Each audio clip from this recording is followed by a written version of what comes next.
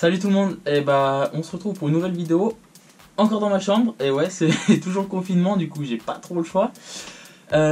Et aujourd'hui on se retrouve pour une FAQ, du coup je vous avais demandé sur Instagram de poser toutes les questions que vous voulez, et j'allais essayer d'y répondre, du coup j'ai eu beaucoup de questions, je vais essayer de répondre à tout. Il y en a beaucoup qui sont revenus, donc celle-là je vais répondre en priorité, et après 2-3 un petit peu par-ci par-là, je vais essayer de répondre à tout. Et si jamais j'en oublie, bah je referai peut-être une vidéo plus tard. Et bah c'est parti. Alors, première question, où j'habite? Et bah j'habite à Grenoble. Du coup, pour ceux qui connaissent pas, je pense que vous connaissez plutôt Lyon. Et bah c'est à 1 heure plus bas que Lyon en fait. Voilà. Quel âge j'ai? Et bah j'ai 27 ans. Et oui, ça y est, ça passe. J'ai 27 ans. Et quelle étude j'ai fait? Alors j'ai fait un bac STI électronique. Et après ça, en fait, bah, j'en reparlerai plus tard, mais c'est à peu près à cette période-là que j'ai commencé à faire des compétitions, des démonstrations. Du coup, j'ai arrêté après le lycée, j'ai eu mon bac. Et j'ai juste fait une formation d'1 an, en fait, en vendeur et mécanicien vélo. Comme ça m'a permis de travailler à Decathlon, en fait, entre les démos et les compètes pour gagner un petit peu d'argent, bah, pour pouvoir vivre du vélo quoi. Ah ouais, une question alors qu'on me pose tout le temps sur YouTube, sur Instagram, partout. Alors je suis pas le frère de Gauthier Paulin. Du coup pour ceux qui connaissent pas, Gauthier Paulin c'est un mec qui fait de la motocross, qui est très fort, je crois il fait les championnats du monde, enfin c'est le top niveau. Et donc on a le même nom de famille mais aucun lien de parenté. Mon rider préféré, et ben c'est pas facile, j'en aurais deux je pense. Quand j'ai commencé le vélo, je regardais tout le temps les vidéos d'Andrew Lacondegui. Vraiment ça a été mon idole parce que en fait il fait exactement les figures que j'aime, les Superman, tout ce qui est avec des grosses extensions, Superman Seat Grab, les backflips Indian Air, enfin tous les tricks que j'adore. Il faisait ça, du coup c'était vraiment mon idole. Et il y en a un autre, je pense que vous connaissez moins, c'est Mike Montgomery. Et lui c'est un américain, il fait plus trop de vélo maintenant. Mais ce mec, il a clairement fait des world first. Je pense que personne ne le sait, mais par exemple tout ce qui est les figures de moto, backflip cliffhanger, backflip dead body, c'est quand vous passez tout votre corps par-dessus le guidon et que vous êtes allongé. Enfin, les double grabs en Superman, tout ça c'est lui. Il a fait ça mais il y a des années. Les deux là en fait ils faisaient vraiment les figures que j'adorais, du coup ça a été une grande inspiration pour moi. Ensuite, vous avez été beaucoup à me demander quand j'ai commencé le vélo, par quel sport j'ai commencé, parce qu'il n'y a pas que le dirt et tout ça. Alors, j'ai commencé à, je dirais, 6-7 ans, par le cross-country. J'avais un club en fait juste à côté de chez moi, et j'avais déjà des potes qui y étaient, et je me suis dit, bah pourquoi pas et tout. Du coup, j'ai fait ça pendant peut-être, allez, 2 ans.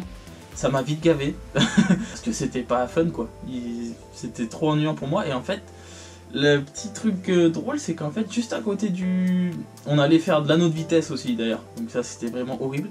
Mais à côté de cet anneau de vitesse il y avait une toute petite piste de BMX en fait, mais vraiment toute petite, il y avait 1 ou 2 bosses. Et moi en fait à chaque fin d'entraînement j'allais sur ce petit terrain en fait et je commençais à sauter et tout, et j'adorais en fait. Et c'est là que je me suis dit mais moi faut que je fasse autre chose quoi. Et j'ai des amis qui m'ont parlé en fait d'une piste de BMX race qui était pas très loin, et une vraie quoi, vraiment une vraie piste, pas juste de petites bosses qui se courent après. Et je suis allé là-bas et là c'était la révélation, je me suis dit mais c'est sûr je veux faire ça, moi je veux faire des sauts et tout, c'est trop bien. Et du coup j'ai commencé le BMX race à l'âge de 10 ans. J'en ai fait de 10 ans à 17 ans à peu près. Assez haut niveau, j'ai fait vraiment beaucoup de compétitions régionales, nationales. Donc voilà, ça m'a vraiment beaucoup apporté, tout ce qui est la technique, pomper dans les sauts, tout ce qu'on a besoin de savoir faire pour sauter des bosses et être à l'aise sur son vélo quoi, pour avoir du bike control. Donc j'ai fait ça pendant 7 ans, et ouais, donc à 16-17 ans en fait j'avais des amis qui faisaient du dirt, que ce soit en BMX, en VTT. Et en fait ils m'ont emmené sur leur terrain, donc moi j'avais mon BMX de race au début. Et du coup j'ai commencé à faire ça et je me suis dit mais c'est exactement ce que je veux faire, parce que la race j'aimais bien, mais en fait moi j'avais un défaut, c'est que je faisais tout le temps des figures. Je faisais des X-up, tout ça, même en compétition pendant les courses, je pouvais pas m'en empêcher. Et je me suis dit, bah ouais, c'est vraiment ce qui me convient, quoi, cette liberté, le freestyle et tout, pouvoir faire ce que j'ai envie. Et voilà, et du coup, pendant à peu près un an, j'ai alterné les deux, enfin je continuais vraiment à m'entraîner beaucoup, à faire les compétitions en BMX Race. Et à côté, de temps en temps, quand j'avais le temps, je faisais un petit peu de dirt avec mon BMX de race.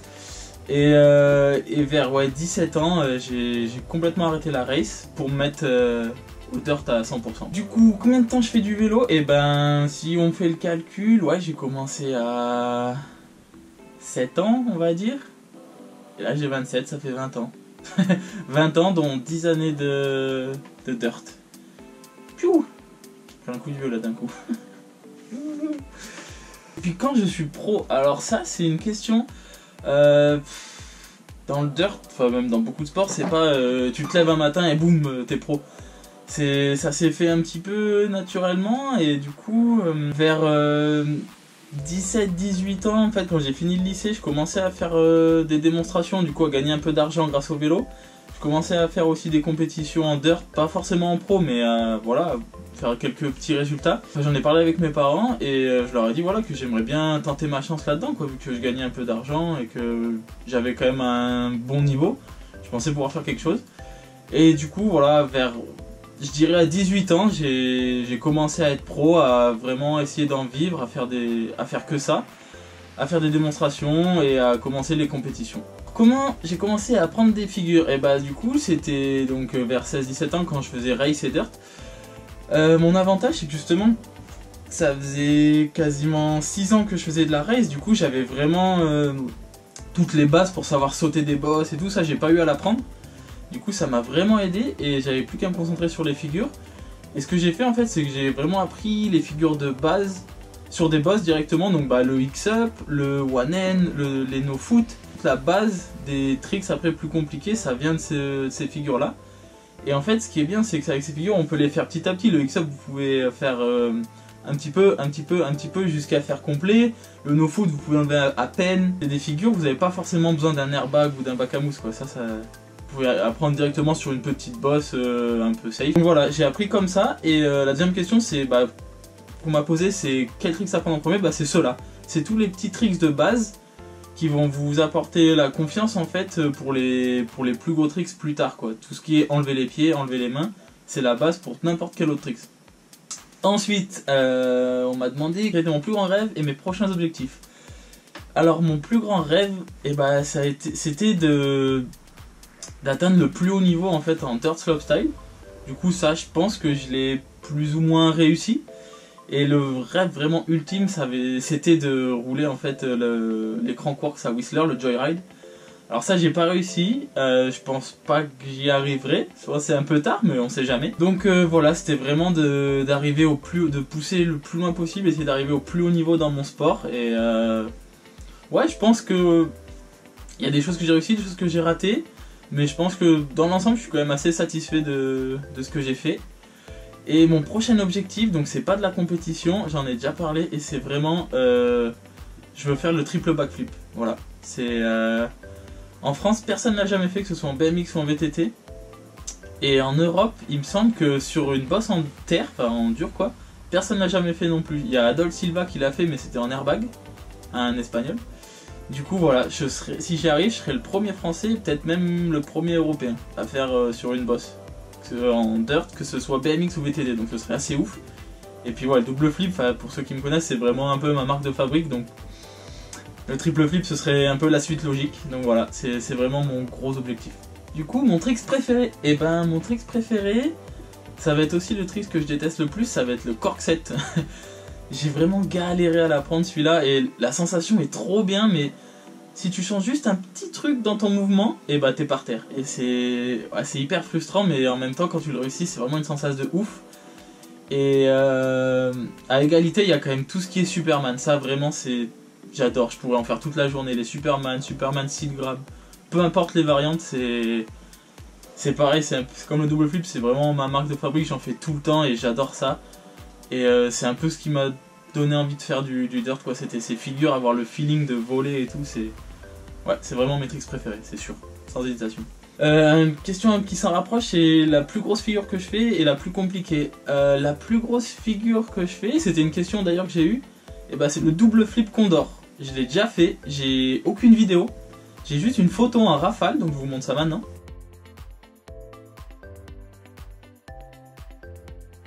C'était pendant le Best Trick au Fizz à Montpellier en 2017 il me semble.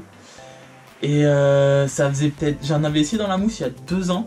Enfin 2 ans à partir de 2017. J'avais jamais essayé sur le dur en fait. Et là pendant le Best Trick, j'ai fait des double flips. Et vraiment je vous jure, enfin ça trottait dans un coin de ma tête, on en avait parlé avec les potes et tout, faudrait peut-être que je fasse. Et je descends la grande prise d'élan du Fizz. Et devant le kick je me dis allez vas-y j'essaye. Je vous jure que ça s'est passé comme ça, enfin ça m'arrive souvent ces pétages de plomb. Vraiment à 1 mètre du kick je me suis dit allez je fais. Et bim je tire, j'enlève les mains et ça passe. Et je suis dégoûté de pas avoir une vidéo, j'ai la GoPro aussi, je vais vous montrer ça.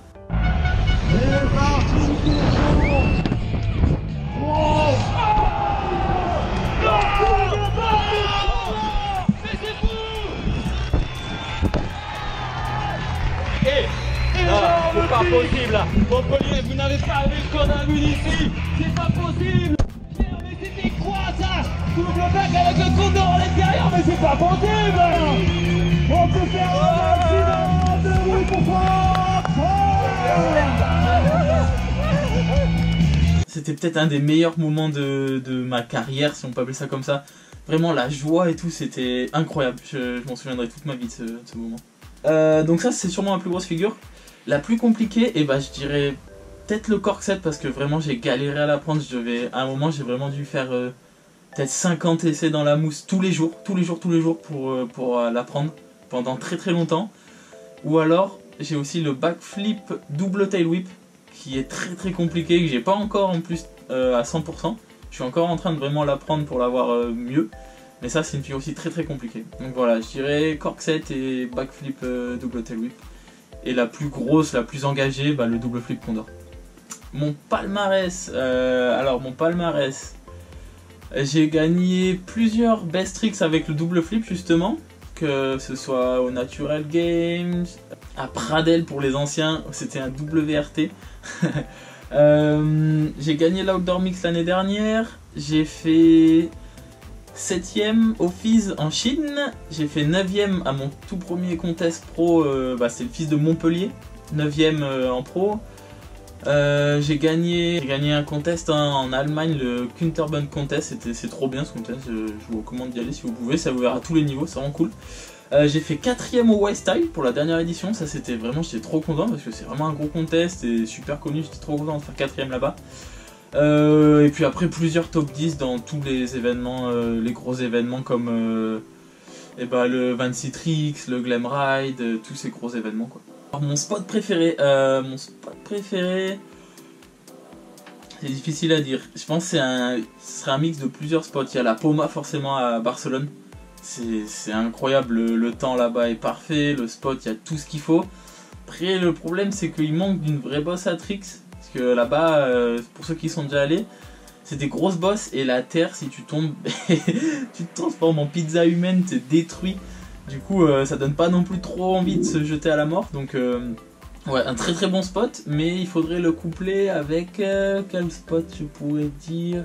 Il y avait le Pages Trail RIP, hein, qui m'a appris à prendre énormément de tricks. Vraiment, j'ai appris peut-être la moitié de mes grosses figures là-bas. Il y avait tout ce qu'il fallait, c'était vraiment un camp d'entraînement quoi. Il y avait un bac à mousse, une copo, un bonheur lock, enfin c'était trop bien pour apprendre vraiment en termes de compétition, pour apprendre les figures et s'entraîner, c'était top. Et quand même le 218, notre spot local, le spot du cœur. La terre c'est du sable, donc tu peux tomber, tu te fais quasiment rien, et il y a un peu tout ce qu'il faut, et puis il y a toujours les potes, donc voilà, un mix de tout ça. On secoue et ça serait mon spot préféré. Mon meilleur run, c'était au Rocketeer je pense, ou alors au Fizz à Montpellier. Je vais vous laisser juger et vous me dites dans les commentaires lequel vous avez préféré. Allez, für den Franzosen. Backflip Tabletop. Yeah, jetzt hat ihn 100%ig hinein. Diesen Double Backflip. 360. Front flip, no hands. Start etwas knapp. Aber geschafft. Yes! Und der... Raging down on these guys. Frank Holland dropping in. Look at that massive roll-in. Oh, Frank Poulin as well, opening up on that double flip. One of the nicest ones we've seen into a backflip double bar spin. Oh, going for a tuck to B there, not getting the B. Whip out in cork 720. Dude. Même année, et vraiment, je pense que c'était l'année où j'étais le plus fort sur mon vélo, enfin sans prétention, vraiment c'était l'année où je me sentais le plus à l'aise et le plus en confiance. Il y avait toutes mes plus grosses figures en un run, j'avais fait, donc c'était... Je pense que c'est ceux-là mes deux meilleurs runs et je vous laisse me dire dans les commentaires lequel vous préférez. Ma plus grosse blessure, alors je me suis jamais rien cassé, je touche du bois partout, je me suis jamais rien cassé. Par contre, je me suis fait des disjonctions acromioclaviculaires. Donc en gros, c'est quand votre épaule elle se déboîte mais pas complètement. Mais du coup après les ligaments ils ramassent et tout et en gros vous pouvez plus bouger le bras pendant 2 mois. J'ai fait ça 2 fois à gauche, 2 fois à droite. Donc mes épaules elles sont vraiment reçues, elles sont en carton. Je me suis arraché des ligaments à la cheville. Et bah là vous pouvez le voir. Mon doigt, il est pas. Là, je suis au max, il est pas droit. Ça, c'était au Canada, je m'étais cassé les 2 doigts. Enfin, oui, ok, je me suis cassé quelque chose, mais ouah, je me suis juste cassé une petite phalange, c'est pas grand chose. Donc, pas d'énormes blessures, mais quand même des trucs qui ont fait mal. Et évidemment, aussi mon trauma crânien en Chine, pour ceux qui ont vu la dernière vidéo. Ça, c'était pas drôle non plus. Et j'avais fait trauma plus l'acromio, comme ça. Combo parfait. On m'a demandé une question intéressante, comment je m'entraîne l'hiver. Alors ça c'est vrai que c'est pas facile, surtout moi j'habite à Grenoble donc l'hiver il pleut, il neige, il fait froid, c'est la merde. Et j'ai la chance depuis quelques années d'être sponsorisé par BAM Free Sport. C'est une salle de trampoline avec un airbag en fait, juste à côté de Grenoble. Et du coup, là pendant l'hiver, j'allais tout le temps là-bas pour m'entraîner sur l'airbag en fait, pour répéter mes figures quoi, parce que c'est ça le principe du freestyle de toute façon, c'est un moment il faut répéter ses figures pour que ça devienne un automatisme. Du coup ça m'aidait énormément. Et sinon l'avantage quand même de notre spot au 218, c'est que même s'il pleut beaucoup ou qu'il fait froid, vu que c'est du sable, ça reste jamais trop boueux, ça absorbe bien l'humidité. Du coup on peut presque rouler toute l'année, donc j'arrivais quand même à m'entraîner l'hiver, même si bon il fait froid, mais tu t'habilles bien et voilà, tu prends sur toi et tu roules. Et ça m'amène à une autre question, quelle part à la diététique et la préparation physique dans mon sport? Ça c'est une question intéressante, un peu plus sérieuse que les autres. La prépa physique justement en hiver j'en fais beaucoup plus, j'en fais toute l'année, parce que pour moi c'est vraiment important pour être bien sur le vélo, puis même pour les chutes. Je vous jure que d'être un petit peu costaud et de faire de la musculation, ça m'a permis d'éviter quelques grosses blessures je pense, enfin je suis même sûr. Et puis même pour être à l'aise sur son vélo, quand on a une compétition qui dure tout le week-end ou même un peu plus à la fin du week-end pour pas être complètement mort, et c'est vraiment important d'avoir une bonne condition physique, un bon cardio. Donc voilà, j'ai toujours fait de toute façon de la préparation physique, que ce soit en race ou avant, on faisait des entraînements en fait comme ça. Du coup j'ai gardé cette habitude. Et maintenant je fais beaucoup de crossfit parce que je trouve que ça mêle exactement tout ce qu'il faut pour nos sports. Il y a de l'explosivité, du cardio. Du coup ça se rapproche un peu du dirt quoi. C'est quelque chose de très intense, explosif. Et voilà, moi je trouve que ça s'allie bien. C'est une bonne préparation pour le vélo. Et diététique, je vais pas vous dire que je suis un régime alimentaire, c'est pas vrai. Je mange au McDo, je bois de l'alcool. Voilà. Par contre, je fais quand même attention. Enfin, je mange pas 15 Kinder par jour, je bois pas 3 litres de coca. J'essaie quand même de manger le plus sainement possible, mais sans me priver, voilà. Alors ça du coup c'était à peu près les questions qui sont revenues le plus souvent, et maintenant j'ai quelques questions qu'on m'a posées de temps en temps, donc je vais essayer d'y répondre maintenant. Est-ce que je vais retourner au Natural Games et au NL Contest? Si ça a lieu, malgré le coronavirus carrément je viens parce que c'était vraiment des contests où je me suis éclaté, donc ouais. Quelle protection je porte et mon avis sur les dorsales et les shorts de protection. Alors quelle protection? J'ai un casque intégral, des gants ou pas des gants, ça dépend. Genouillère et protège tibia, et souvent sur les contests je mets des coudières. J'en mets pas trop quand je m'entraîne parce qu'en fait justement vu que notre terrain c'est du sable, j'use pas trop de me râper les coudes, mais dès que c'est sur des contests où que la terre est un peu dure, ouais, je mets des coudières. J'en ai marre de me foncer les bras, j'ai fait ça assez souvent, donc maintenant je mets des coudières. Et mon avis sur les dorsales et les shorts, et bah oui, d'ailleurs je mets un short de protection depuis quasiment 2 ans, ça c'est trop bien, franchement on le sent pas, ça gêne pas et ça protège tellement les hanches et tout, c'est le top. Franchement si vous pouvez achetez-en, c'est top. Dorsale j'en mets pas parce que je trouve que ça gêne beaucoup dans les mouvements. C'est peut-être un peu débile, hein, j'avoue, mais moi j'en mets pas. Après mon avis c'est que c'est hyper utile et que si ça vous gêne pas dans vos mouvements, mettez-en une. Surtout la colonne, c'est hyper important d'être protégé, donc si vous vous sentez à l'aise, mettez-en une, c'est le top. Une autre question, c'est est-ce que l'intégrale c'est vraiment mieux que le ball? Et ben pour moi oui, à 100%, il y a même pas à réfléchir, ça protège beaucoup mieux. Si vous mettez un faceplant, le ball, bah, votre visage il est mort, alors qu'avec l'intégrale vous serez beaucoup mieux protégé. Après ok, je suis d'accord, ça gêne un tout petit peu le champ de vision. Forcément il y a l'intégrale, ça vous couvre un peu, là il y a la mentonnière. Mais c'est clairement juste une question d'habitude. Et vous serez beaucoup mieux protégé. Donc après c'est un avis personnel, mais pour moi l'intégrale c'est vraiment le mieux. Mais si vous voulez porter un bol, je ne vais pas vous obliger à porter un intégral, mais voilà, mon avis, l'intégrale c'est mieux. À quand les prochains tutos? Et ben dès que le confinement est terminé, j'ai plein d'idées, j'ai déjà tout noté ce que je vais faire. Vous inquiétez pas, juste j'attends qu'on soit déconfiné, donc très bientôt les nouveaux tutos. Est-ce que je vais revenir au stride? Bien sûr, je vais revenir au stride, je vais revenir voir Nicolas, vous inquiétez pas, je reviens bientôt. Pourquoi je fais pas de DH? Et bah c'est pas vrai, je fais de la DH. C'est juste que j'en fais très peu souvent parce que en fait les stations sont ouvertes en été, sauf que moi en été je suis aux 4 coins de l'Europe et du monde pour faire des compètes. Donc forcément j'ai pas trop le temps, et en fait quand je suis chez moi, et bah je préfère m'entraîner pour les prochaines compètes plutôt que d'aller faire de la DH en fait. Mais j'aime vraiment ça. Et maintenant que je fais un peu moins de compètes, j'aimerais vraiment en faire plus souvent et même peut-être faire des vidéos justement. Donc j'en fais et j'aime beaucoup ça. J'ai essayé le trial, j'ai essayé avec Aurélien pendant qu'on faisait des démos. Il a essayé de m'apprendre un petit peu, je suis vraiment pas très doué, j'aime pas trop ça, désolé pour ceux qui aiment bien. J'aime pas trop ça, mais j'ai déjà essayé, c'est marrant, c'est fun, mais pendant 10 minutes, après je repasse sur mon dirt. Un projet vidéo avec Philippe Cantenot, alors non. J'ai pas de projet vidéo, je sais pas s'il veut en faire avec moi, il a tellement d'abonnés et tout, je pense pas que je lui apporterai grand chose, c'est plus lui qui m'apporterait quelque chose, mais à voir, hein, il a l'air vraiment sympa, donc ça peut être sympa de faire une petite collaboration pour une vidéo. Faudrait que je le contacte, je vais y penser. Alors, ah oui, j'ai une question intéressante, c'est comment trouver des compétitions et des jams. Alors, j'ai envie de dire, c'est quand même pas mal le bouche à oreille, les connaissances. Pas sûr qu'il y ait une page Facebook qui répertorie un peu toutes les compètes et les jams en France. S'il y en a une, ça m'intéresse, dites-le moi dans les commentaires, mettez-moi le lien ou quelque chose, ça m'intéresse vraiment. Et enfin, une autre question, comment faire des démos comme les Night of Freestyle ou avec Bomber Show.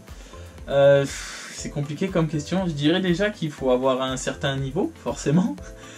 Et il faut avoir une base de tricks vraiment solide en fait, parce qu'en démo, t'es pas là pour te jeter à la mort et pour réussir tes figures un coup sur deux. Faut vraiment que tu sois sûr, faut que t'aies une dizaine de figures où tu sois sûr à quasiment 100% que tu vas les réussir et que tu vas pas t'éclater, parce que bon bah c'est souvent une funbox sur du béton devant des gens. Enfin, il faut pas que tu te pètes le bras en direct quoi, donc il faut vraiment que tu sois sûr de toi, de ce que tu sais faire, avoir un certain niveau, une certaine routine de figure. Et après, tu peux essayer de contacter certaines entreprises en fait de démo. Il y en a vraiment beaucoup maintenant qui sont montées en France. Tu peux leur envoyer un mail avec une vidéo de ce que tu sais faire ou ce genre de choses. Et après, s'ils ont besoin de quelqu'un, ils pourront peut-être te contacter. Et voilà, je pense que j'ai répondu à toutes vos questions. Peut-être pas toutes vos questions, il y en avait tellement, je vous jure, c'était assez compliqué. Si j'ai oublié des questions, si vous avez de nouvelles questions, n'hésitez pas à les poster dans les commentaires et je referai une vidéo avec tout ce que j'ai oublié. J'espère que ça vous a intéressé. Bon, j'ai jamais fait de FAQ avant, du coup j'ai essayé que ce soit pas trop ennuyeux, qu'il y ait un petit fil conducteur, que ce soit pas des questions comme ça en vrac. J'espère que ça vous a plu. Plus qu'une semaine de confinement normalement, donc bientôt le retour des vidéos avec du vélo, parce que bon, c'est bien de me voir blablater, mais je pense que vous en avez un peu marre, vous voulez voir du vélo. Moi aussi, j'ai envie de faire du vélo. Donc bientôt le retour des vidéos. Pensez à vous abonner. Cliquez sur la petite cloche pour avoir les notifications, c'est super important pour rater aucune vidéo. Et vous invitez beaucoup à me dire que vous pouvez avoir été désabonné par rapport au hack de ma chaîne sans le savoir. Donc, checkez bien ça et si vous êtes désabonné, abonnez-vous. Allez, à la prochaine. Ciao.